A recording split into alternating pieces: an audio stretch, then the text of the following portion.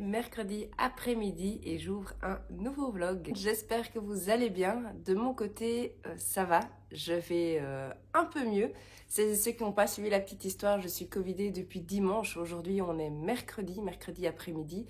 Et du coup, je suis en quarantaine depuis lors. Je dois dire que dimanche après-midi, lundi et hier, c'était pas top. Là, depuis ce matin, ça commence doucement à aller mieux, même si à mon avis, de nouveau, comme la vidéo précédente, vous devez probablement l'entendre. Je parle un petit peu du nez, un petit peu comme un canard, mais bon. Je profite qu'il y ait pas mal de lumière, que j'ai un peu plus d'énergie en ce mercredi après-midi pour venir vous parler de 3 lectures. Et alors, j'ai également reçu quelque chose dans ma boîte aux lettres. Je vais découvrir d'ailleurs tout à l'heure avec vous ce que c'est parce que je aucune idée. J'attends plusieurs choses, donc je verrai avec vous ce dont il s'agit. La première chose dont je voulais vous parler cet après-midi, c'est ma dernière lecture, Le jeu de la dame de Walter Tevis aux éditions Gallmeister. Je l'ai terminé il y a 5 minutes, même pas, juste le temps de mettre des gouttes dans mon nez et de prendre un sirop pour la gorge pour un petit peu déboucher tout ça. C'était un excellent roman. Alors, vous en avez probablement entendu parler suite à la série qui a fait un carton sur Netflix que personnellement je n'ai pas vu, ou en tout cas pas encore vu. Je pense que je la regarderai soit cette semaine suite à mon confinement, soit en tout cas dans les semaines et mois qui arrivent en fonction de comment tout se met. Mais ça a été une lecture génialissime. Vraiment, j'ai beaucoup aimé et au fur et à mesure où on avançait dans la lecture, j'ai pris de plus en plus plaisir à cette lecture et j'avais vraiment envie de retourner dans ma lecture. Alors, c'est le livre que j'ai lu du coup cette semaine, donc malgré mon état grippal, j'ai passé vraiment un excellent moment. Malgré ma fatigue, j'avais beaucoup moins d'énergie, etc. Donc j'ai vraiment avancé étape par étape, partie par partie. Et j'avais toujours autant envie de retourner dans ma lecture. Donc c'est vraiment un livre que je vous recommande. Alors, étant donné que j'ai pas vu la série, je ne sais pas faire cette comparaison série-livre. Donc très important, moi je vais vous parler uniquement du livre. Je vais mettre la série entre parenthèses étant donné que j'ai aucune idée au niveau de l'histoire. Bien sûr ça y ressemble mais je sais pas, j'en ai entendu que du bien, c'est la seule chose que je peux vous dire. Mais je ne me permettrai aucun commentaire de comparaison ou en tout cas de parler de la série vu que moi je ne l'ai pas vue. Alors pour celles et ceux qui n'en auraient pas encore entendu parler, c'est tout à fait possible. Dans cette histoire, on va suivre Elisabeth, surnommée Bess, tout au long du roman. Et on va la suivre depuis presque sa naissance à son adolescence et le reste. Et en fait, dès sa plus jeune enfance, elle est placée dans un orphelinat. Alors on comprend directement après les premières pages que ces années à l'orphelinat ne sont pas... facile, c'est pas facile tous les jours pour cet enfant. Cela dit, un jour elle va découvrir, évidemment vous vous en doutez, les échecs et elle va petit à petit apprendre à jouer et on va très vite se rendre compte que cette fille a un talent monstre pour ce jeu. Elle visualise tout très vite, une fois qu'on lui explique les règles, une fois elle a tout compris. Elle a une mémoire de fou. Et en fait, on va la suivre année après année. Et on va suivre son parcours tant au niveau privé, entre guillemets, qu'au niveau des échecs. Et c'est vraiment super, super intéressant. Alors, quelque chose que j'ai énormément apprécié dans ce livre, c'est qu'il faut savoir que moi, je ne joue pas du tout aux échecs. C'est un secteur que je ne connais absolument pas et malgré ça, j'ai adoré. Les descriptions, tant dans le roman qu'au niveau des parties d'échecs, sont vraiment excessivement bien faites, dans le sens où même une personne comme moi qui n'y connaît absolument rien, comprend pas je comprends pas 100% des coups, d'échecs qui sont joués, mais j'arrive vraiment à suivre la partie. Dans le sens où vraiment on comprend et on ressent ce suspense, cette réflexion qui se passe dans les cerveaux des joueurs. Grâce à toutes ces descriptions, comment est-ce que je peux dire ça? Grâce à toutes ces descriptions, on a vraiment cette sensation d'être même parfois dans la tête de Beth et de réfléchir avec elle, alors que personnellement, j'y connais rien aux échecs. Et je trouvais que ces descriptions, j'avais un peu peur au début que ce soit un peu trop long comme description, parce que les chapitres sont très très longs et il n'y a pas toujours beaucoup de dialogue en fonction des passages, il n'y a pas toujours beaucoup de dialogue. Mais en fait, ces descriptions sont tellement bien faites que j'ai pas eu cette sensation qu'elles étaient trop longues, où je trouve que chaque description sert à quelque chose. Par exemple, toutes les parties d'échecs qui sont développées, ça rend le roman encore plus authentique, je trouve, encore plus vrai. Alors comme je l'ai déjà dit, moi je suis pas une joueuse d'échecs, donc je sais pas dire si tout est probable, mais j'imagine. Je vais pas m'avancer là-dessus, mais j'imagine. En tout cas, on sent vraiment que l'auteur a vraiment fait des recherches sur ce jeu. Il sort des noms, il y a tout le vocabulaire lié aux échecs, etc., qui est, je pense, le vrai, mais qui reste compréhensible en partie pour les personnes qui n'y connaissent rien. Alors je dis en partie parce que comme je dis, il y a des noms, je pourrais, là maintenant vous en citer, je pourrais pas. Je regarde rapidement si je trouve, parce qu'il y a des noms qui ressortent très souvent. Bon, évidemment, là, maintenant, j'en ai pas. Je pense, oui. Par exemple, simplement la sicilienne, donc on en entend super souvent parler dans ce livre. Je ne sais pas exactement ce que c'est, mais j'ai compris que c'était vraiment une méthode, une stratégie d'échec relativement connue, etc. Donc c'est vraiment très très très bien écrit, abordable pour tous.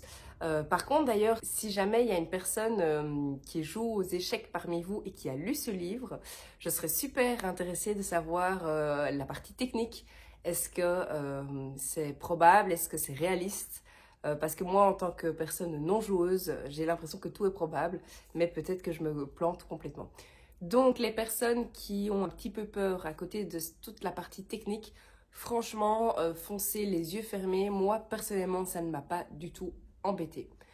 Alors, qu'est-ce que je peux vous dire d'autre sur ce roman? Le personnage de Beth, moi, m'a personnellement super fort touchée. Clairement, la vie n'a pas été facile pour elle. Il y a plusieurs événements qui font que c'est pas évident tous les jours. Je vous en dis pas plus, je vous laisse découvrir cette histoire. Et cela dit, on voit son parcours, on voit ses échecs, c'est le cas de le dire, on voit ses échecs, on voit ses remontées, et je trouve que une fois de plus, l'auteur a rendu cette histoire vraiment vraisemblable, pardon, dans le sens où tout n'est pas un long fleuve tranquille dans cette histoire, loin de là, et ça rend en fait le récit très très réaliste, je trouve. Donc vraiment un livre que je vous recommande. J'ai hâte maintenant de voir la série, je vais un petit peu voir comment elle se met dans mon planning. Mais j'ai vraiment hâte de voir cette série et de faire la comparaison livre-série. Pour clôturer ma chronique sur ce roman, alors la grosse question, est-ce que ça a été un coup de cœur ou pas? En refermant le livre, je me suis directement posé la question en me disant « Oh purée, est-ce que c'est un coup de cœur ou pas ?» Et je dois dire que vraiment les 100 dernières pages pour moi ont été vraiment super haletantes. J'avais vraiment envie de lire et de terminer le plus rapidement possible pour savoir le dénouement de cette histoire. Et je dois dire que jusqu'à la dernière page, l'auteur m'a vraiment prise dans son ambiance, m'a vraiment plongée dans cette histoire.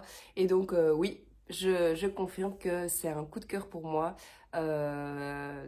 Dans le sens où il y avait tous les éléments, l'histoire n'était pas trop longue, pas trop courte.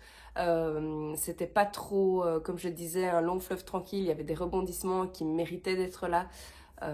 Et c'était, d'après moi, de nouveau la partie technique, aucune idée, mais d'après moi, c'était une histoire plausible et vraisemblable. Donc oui, c'est un coup de cœur pour moi, je vous le recommande vraiment. Il fait 430 pages. Alors, les éditions Gallmeister, c'est pas écrit en très très grand.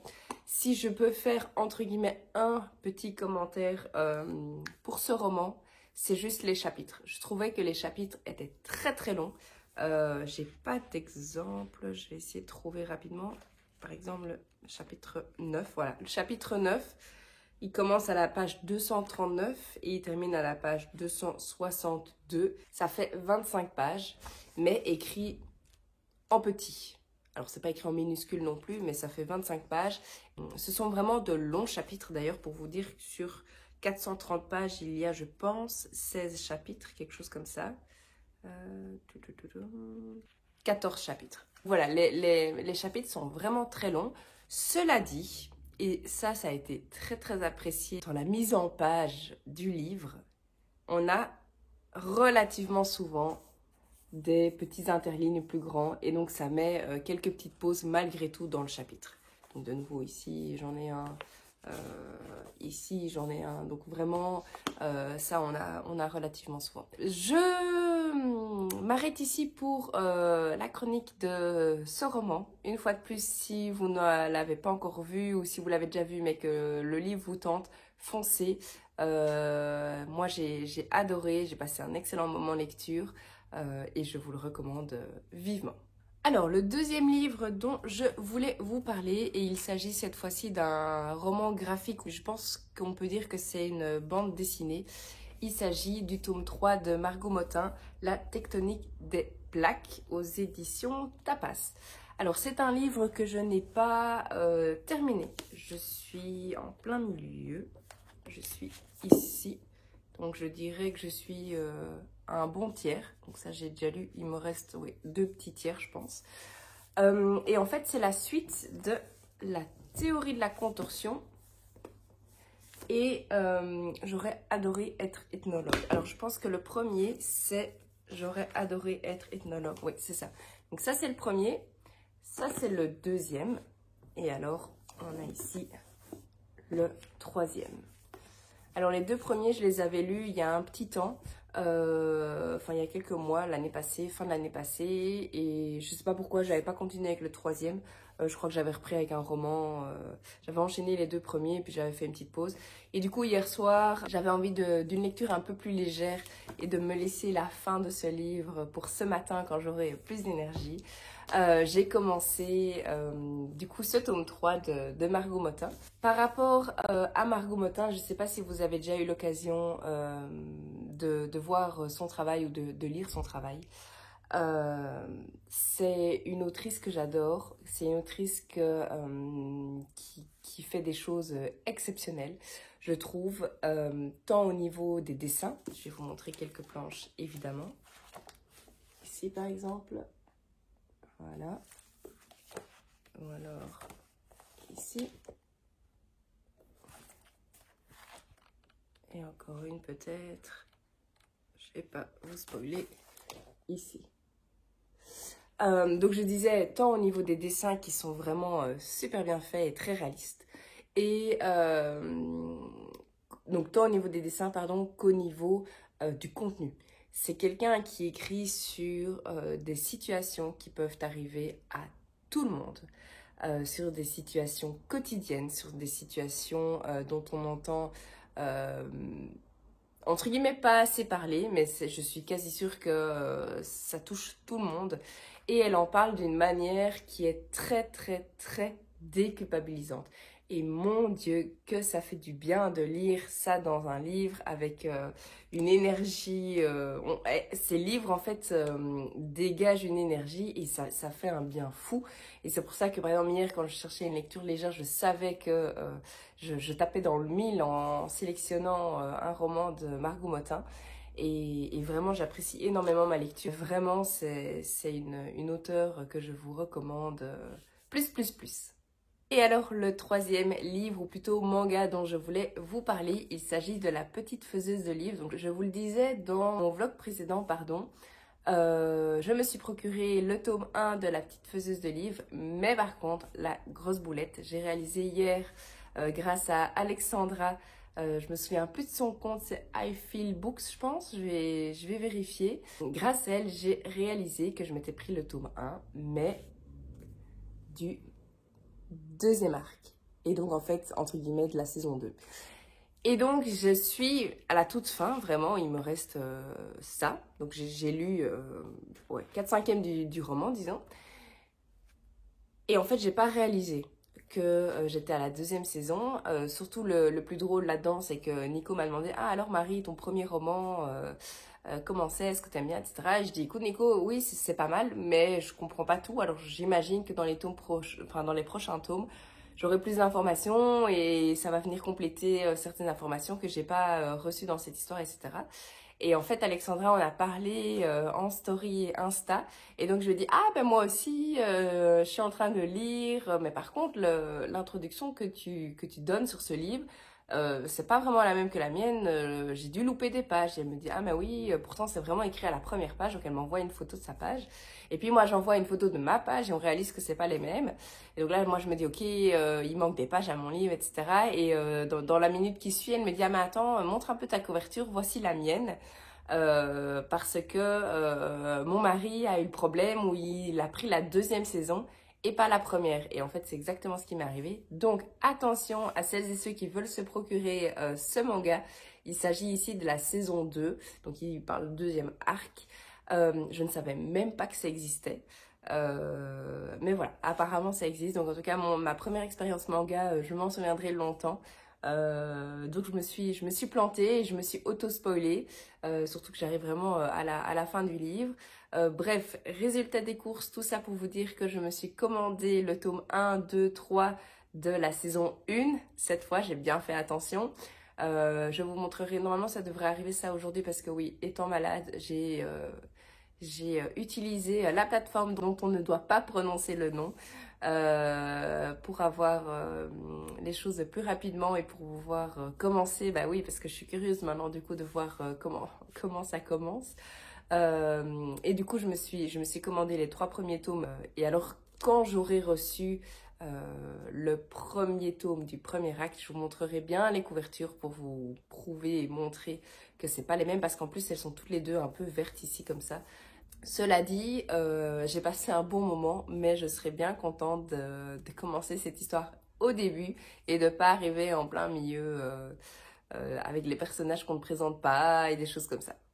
Alors, ensuite, oui, j'ai reçu, comme je vous le disais, un colis. Alors, je ne sais pas s'il s'agit d'un service presse ou... Ah ben voilà, j'ai ici l'information. Donc, c'est bien, ce n'est pas un service presse.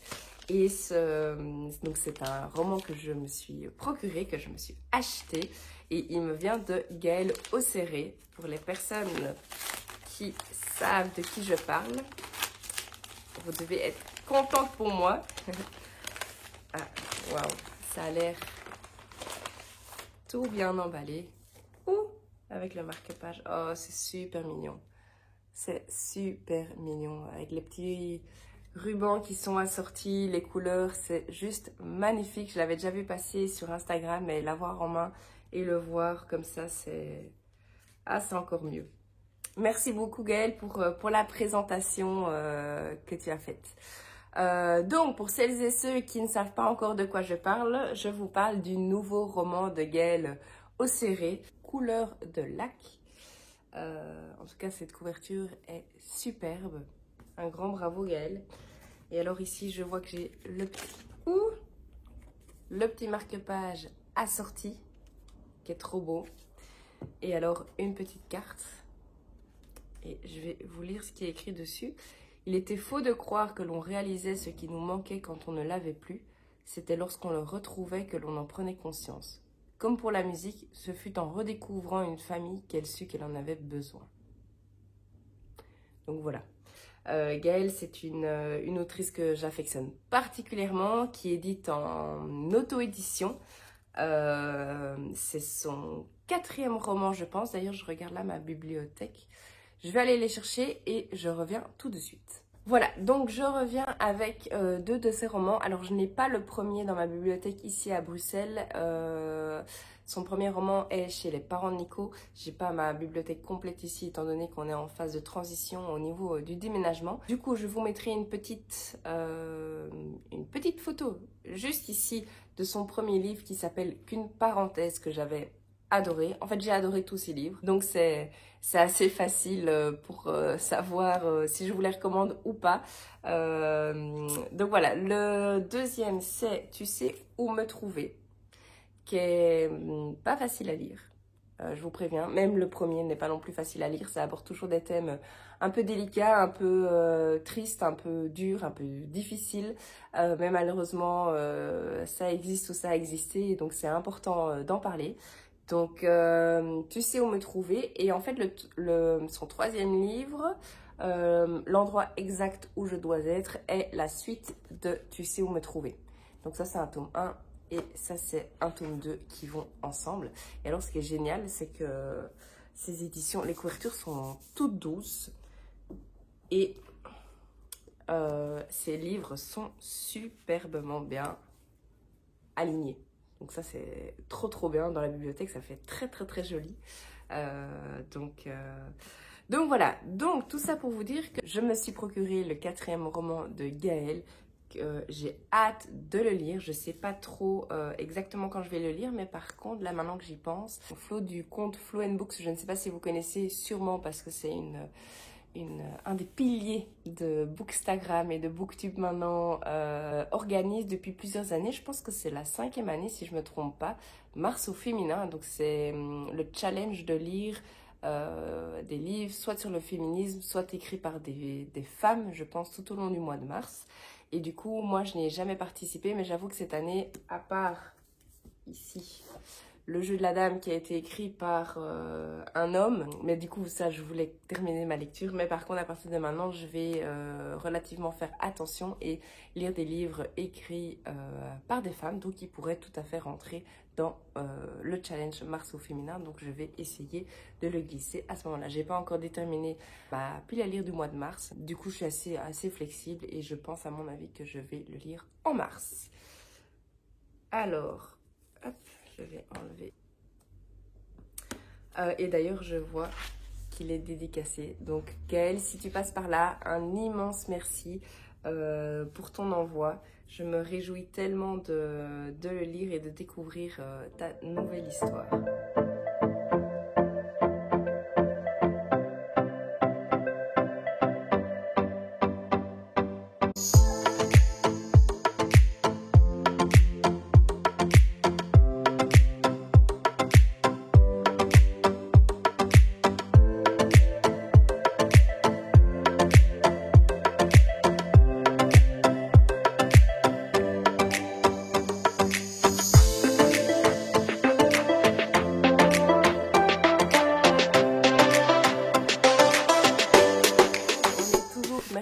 Après-midi, il est presque 5 heures. Alors je reviens pour 2 choses. Alors premièrement, j'ai réalisé que en jetant l'enveloppe du dernier roman de Gaëlle Osséré, il y avait une petite carte. D'ailleurs, elle a écrit merci pour ta commande, trop mignon. Avec ces informations pour que vous puissiez la contacter si vous le souhaitez ou la retrouver sur Instagram. Donc ça, c'était la première chose. Et alors, deuxième chose, j'ai reçu, je suis toujours morte de rire de ma boulette, j'ai reçu les 3 tomes de La Petite Faiseuse de Livres. C'est saison 1 ou série 1, ou je sais pas comment il faut appeler. Mais par contre, ça c'est la saison 1, ça c'est la saison 2. Alors oui, là maintenant je vois clairement que celle-là est beaucoup plus jeune, enfin beaucoup, est plus jeune que celle-ci. Mais par contre, allez savoir, là où j'ai vraiment fait la boulette, je trouve, même si bon, on est d'accord, c'est écrit deuxième arc, mais bon même, c'est que j'ai lu tout le livre sans réaliser en fait. Là, j'ai vraiment fait une boulette de lire un livre en plein milieu d'une série. Bref. Du coup, je me suis pris le tome 1, saison 1, le tome 2, toujours saison 1, et le tome 3, également saison 1. Donc voilà, là j'ai les 3 premiers de la bonne saison, en tout cas du commencement. Je vais recommencer au début et je pense pas les commencer ce soir, mais par contre à mon avis demain, comme ça ce soir je vais pouvoir continuer et terminer la tectonique des plaques avant de commencer un nouveau roman. Donc voilà, là j'ai les 3 premiers de la première saison. Et alors j'ai déjà le premier de la deuxième saison, mais je vais d'abord terminer la saison 1. Voilà ce que je voulais vous dire.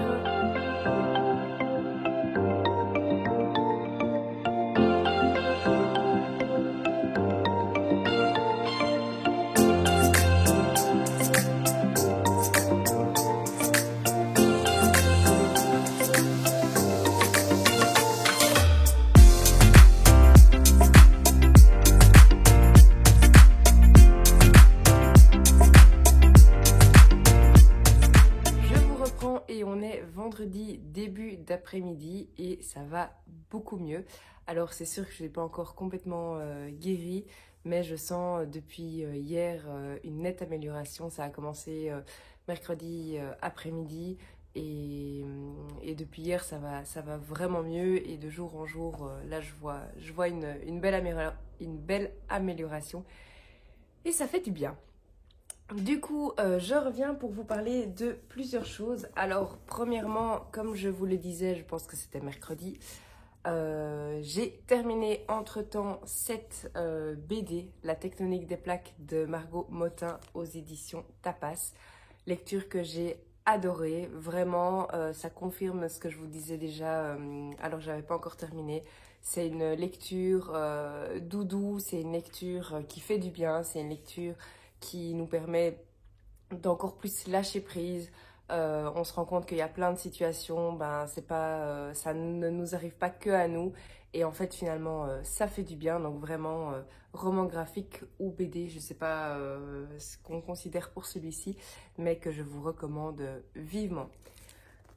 Alors, entre-temps, j'ai également lu le premier tome de la saison 1 de La Petite Faiseuse de Livres, que j'ai beaucoup aimé. Je comprends beaucoup mieux l'histoire. On débute, j'ai commencé cette fois-ci au commencement.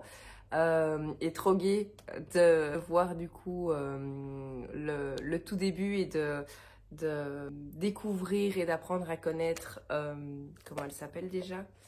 J'ai oublié, Maine, je pense. Où est-ce que je peux trouver? Oui, c'est ça, Maine. Et donc sa famille, etc.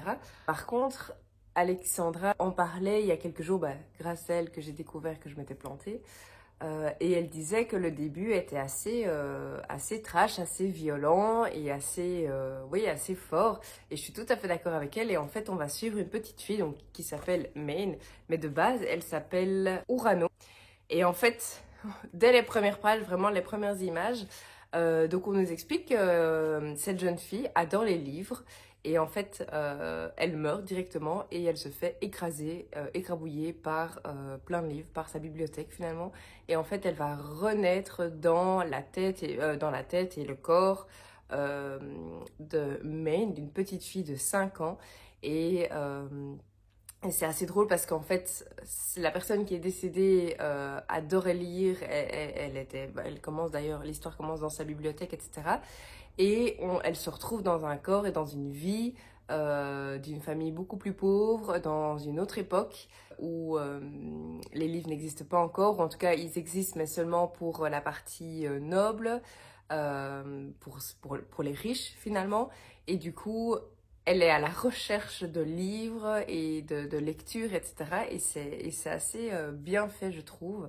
C'est vraiment sympa.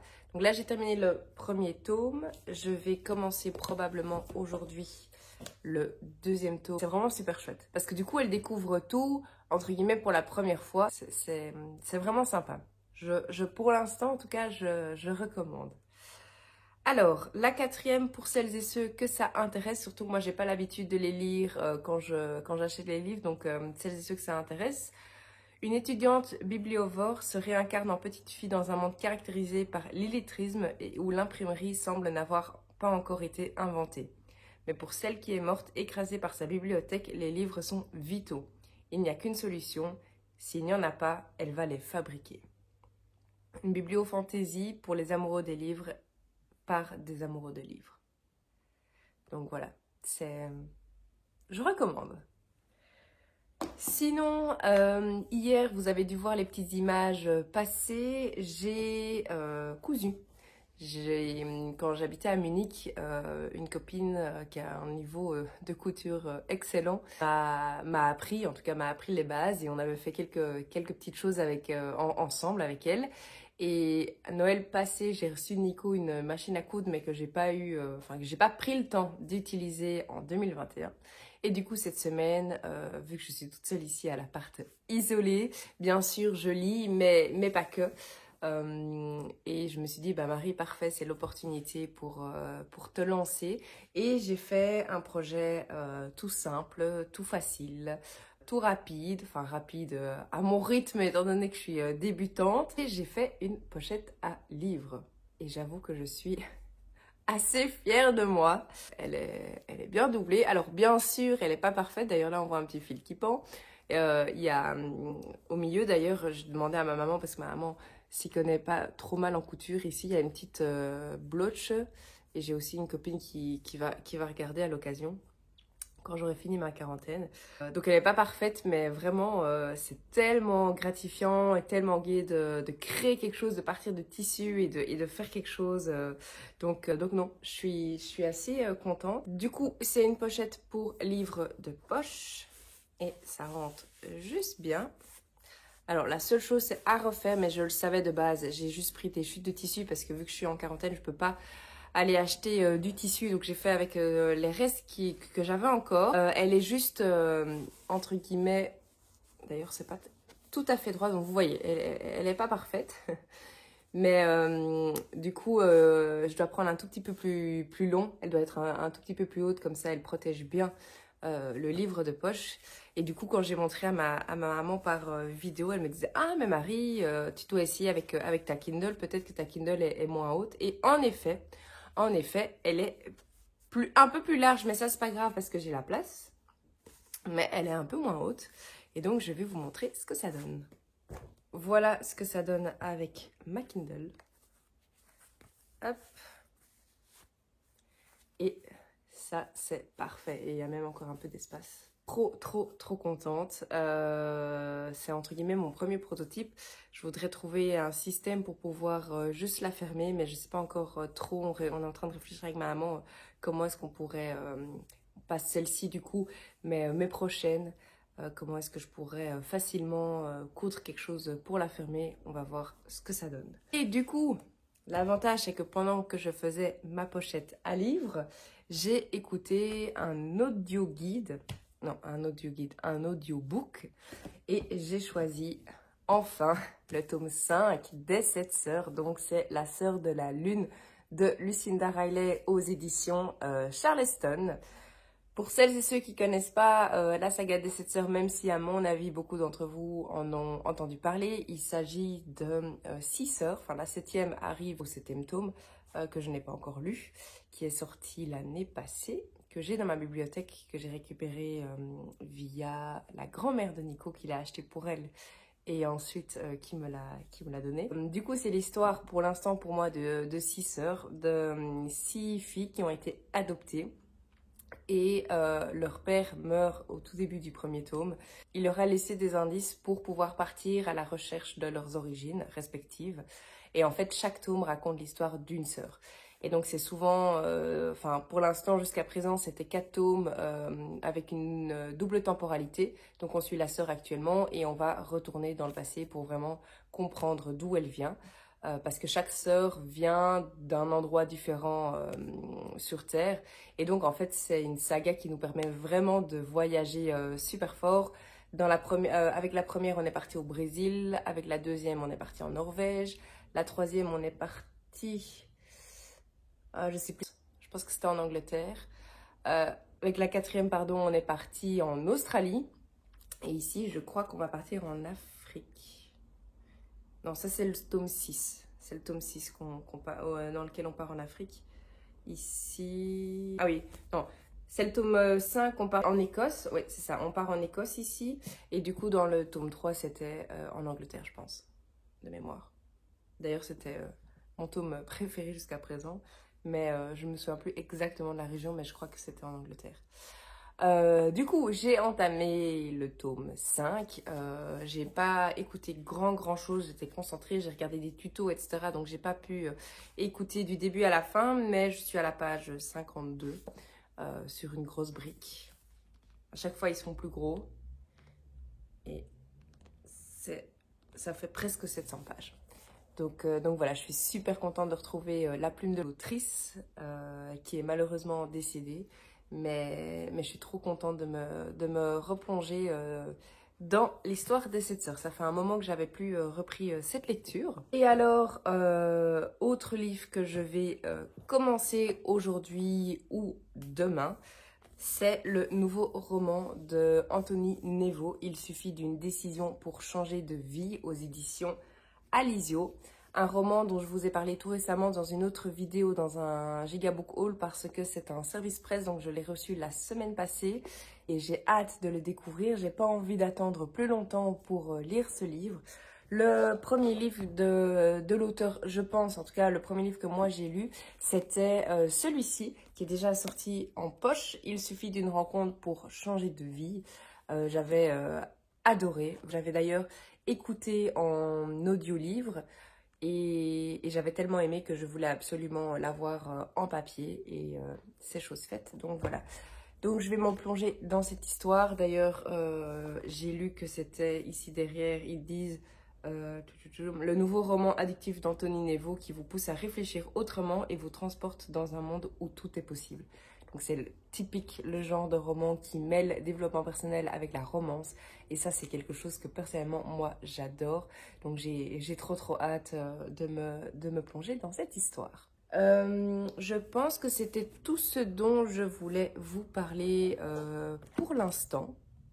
Je verrai si j'ai d'autres choses à dire cet après-midi. Sinon, je viendrai clôturer ce vlog ce soir avant de le poster demain matin. Donc voilà, alors c'est un vlog un petit peu particulier étant donné que j'ai attrapé le Covid et donc j'étais pas hyper au top pour vous prendre un peu plus, mais l'objectif dans les prochaines semaines c'est de vous prendre de manière un peu plus étalée sur ma semaine et pas seulement mercredi et vendredi.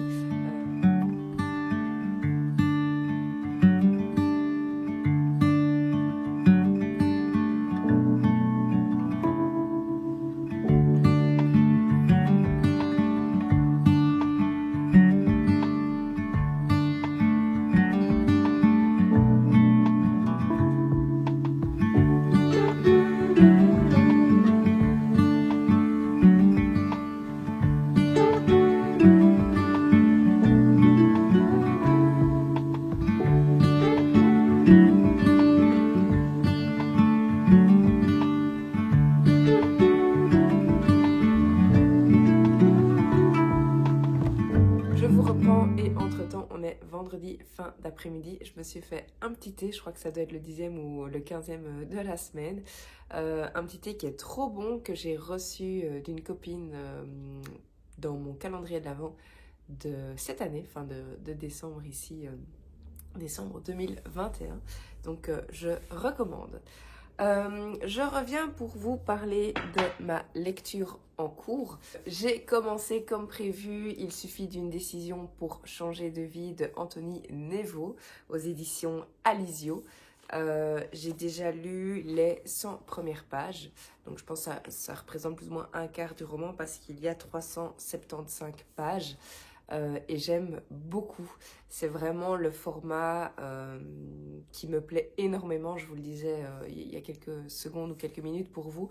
C'est le format roman / développement personnel et je trouve que ça touche beaucoup plus vite et directement le lecteur, en tout cas moi. C'est comme ça que j'ai commencé à lire sur le développement personnel. Maintenant, je lis de plus en plus des livres, entre guillemets, bruts, uniquement sur le développement personnel, mais je trouve que ce genre de livre touche toujours un peu plus parce qu'il y a un contexte, il y a des situations, il y a des exemples. Sinon, je peux vous dire un peu plus sur l'histoire. Donc ici, on va suivre, je crois qu'il s'appelle Bart. Oui, c'est ça, Bart. Et en fait, Bart est en prison. Il est emprisonné pour la 2e fois. On comprend très vite pourquoi. Il va faire rapidement la rencontre d'une personne, d'un monsieur un peu particulier.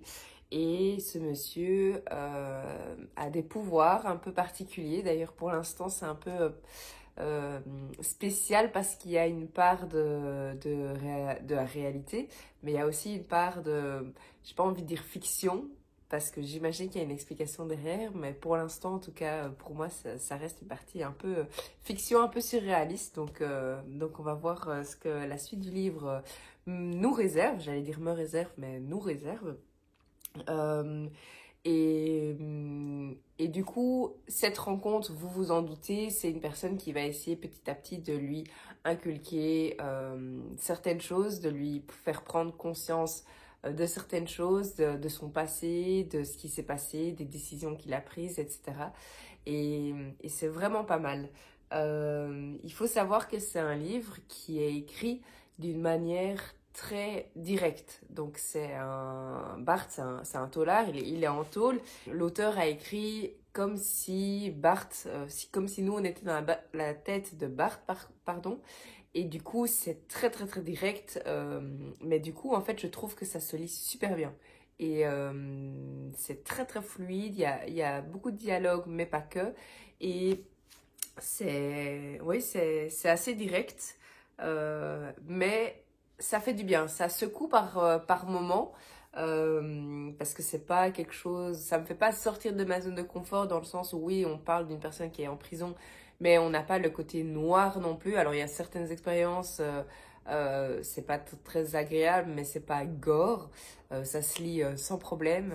Moi, je suis j'ai très très vite peur de tout ce qui est sang, etc. Là, on n'est pas du tout là-dedans. Donc voilà, mais en tout cas, ça se lit vraiment super bien et je suis sûre que ce fameux monsieur un peu particulier va apprendre mille et une choses à Bart et à travers Bart va nous apprendre à nous en tant que lecteurs mille et une petites choses. Il y a déjà des choses qui me touchent et qui me frappent. Par exemple, il lui apprend petit à petit à rester calme, à essayer de contrôler ses émotions. C'est clairement quelque chose que je suis en train de pratiquer, sur lesquels je suis en train de travailler ces dernières semaines, ces derniers mois. Et donc c'est super de le voir écrit noir sur blanc avec d'autres exemples, etc., d'autres contextes, d'autres situations, d'autres personnes. Même si c'est dans un livre, dans ma tête, c'est bien réel. Donc voilà, pour l'instant, j'aime bien. Alors, ça fait que 100 pages, donc on verra la suite. Mais j'imagine que je le lirai rapidement. Donc voilà pour ce qu'il en est de Il suffit d'une décision pour changer de vie d'Anthony Nevo. J'en profite du coup pour clôturer le vlog de cette semaine ici. Donc je sais que c'était un vlog un peu particulier, que je vous ai pris que 2 jours, mais comme je vous l'ai déjà dit, Covid oblige, je me sentais pas hyper bien pour vous prendre plus, j'avais pas beaucoup plus de choses à vous dire non plus. Donc voilà, mais je pense que petit à petit, au plus j'en fais, au plus ça va prendre un rythme régulier. Et voilà. J'espère que ce vlog vous a plu, j'espère que vous avez trouvé l'une ou l'autre lecture. Et je vous dis à très vite pour de nouvelles aventures.